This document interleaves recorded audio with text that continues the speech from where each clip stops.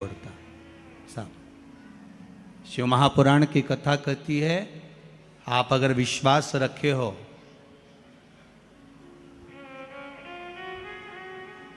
सफेद आंकड़े की जड़,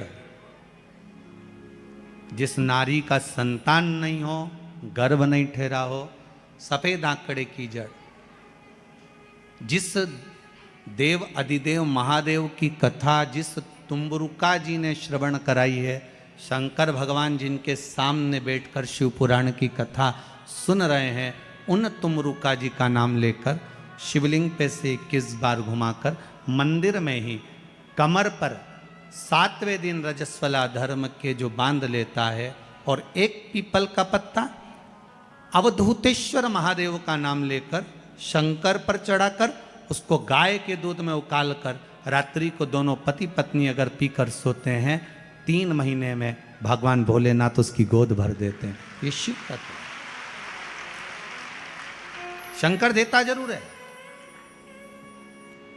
माता अंजना के यहां स्वयं शिव महापुराण की कथा कहती है, स्वयं शास्त्र वर्णन करता है, माता अंजना माता के गर्भ से संतान नहीं हुई। 42 वर्ष की माता अंजना हो गई थी और 42 वर्ष की होने के बाद भी माता अंजना के गर्भ से संतान नहीं थी। जब संतान नहीं हुई तब बार बार निवेदन करा महाराज केसरी से, तब नहीं संतान हुई तब अपने पिता से जाकर निवेदन करा। पिताजी गौतम बाबा से निवेदन करती है माता अंजना कि मेरे गर्भ से संतान नहीं, मुझे औलाद नहीं, क्या करूं? तब गौतम बाबा ने कहा एक पार्थिव शिवलिंग का निर्माण करो, मिट्टी का शिवलिंग बनाओ, उसकी पूजन करो। और माता अंजना उस मिट्टी के शिवलिंग के पूजन में ऐसी लीन हो गई कि मिट्टी का शिवलिंग का निर्माण करती, पूजन करती। एक बार देवाधिदेव महादेव ने कह दिया, जाओ पार्वती जरा जाकर पूछो कि अंजना को चाहिए क्या,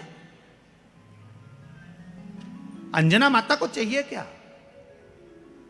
अच्छा, सारे देवताओं को सबसे ज्यादा टेंशन देवाधिदेव महादेव से रहता है, क्योंकि ये बिना सोचे बिना समझे किसको क्या दिया है कोई भरोसा ही नहीं होता।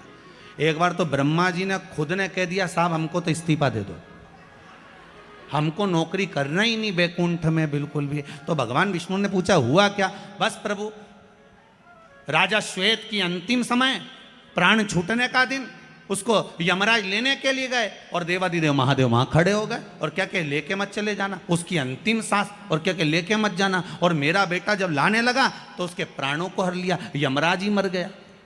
फिर मेरी पोती गई मृत्यु देवी, उससे कहा उठा ला राजा श्वेत को। वो राजा श्वेत को जैसी मृत्यु देवी ने फांस डाली, भगवान शंकर ने उसको भी मार दिया। अब बताओ, सूर्य नारायण भगवान बोले कि मेरा बेटा भी मर गया, मेरी पोती भी मर गई, अब बताओ क्या करें? तो भगवान ब्रह्मा जी ने शंकर जी से जाकर कहा, भोलेनाथ ये आपकी आदत बहुत गलत है, जब इसको मरना था तो आपने क्यों बचाया? शंकर जी बोले मेरे मंदिर में बैठा था, जगह तो देखो कि कहां बैठा है।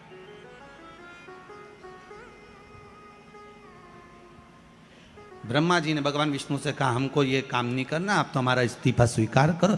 भगवान विष्णु ने शंकर जी से कहा, भोलेनाथ जी अब इनके बेटे को, सूर्य नारायण के पुत्र को और पोती को जीवित करो। शंकर भगवान करे एक शर्त पर जीवित करूंगा, जहां मेरा भजन हो रहा हो, जहां मेरी कथा हो रही हो, अगर कोई महामृत्युंजय मंत्र का जाप कर रहा हो, श्री शिवाय नमस्तुभ्यम जप रहा हो, शंकर का पंचाक्षर मंत्र नमः शिवाय जप रहा हो, शंकर जी कहते हैं उस समय पर मृत्यु उसको ना घेरे। तो इतने में सूर्य नारायण भगवान कहते हैं शपथ लेता हूँ, संकल्प लेता हूँ, जहाँ आपका नाम होगा, अगर पृथ्वी पर कोई मरने का भी समय आ गया तो पहले आपसे पूछा जाएगा उठा ले,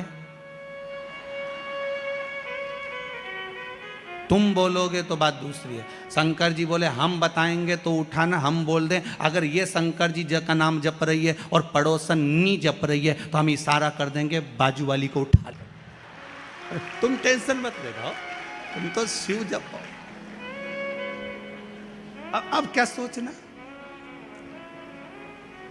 अब सोचो क्या? इसलिए शिव का धीमा बजाओ भोलानाथ डमरू।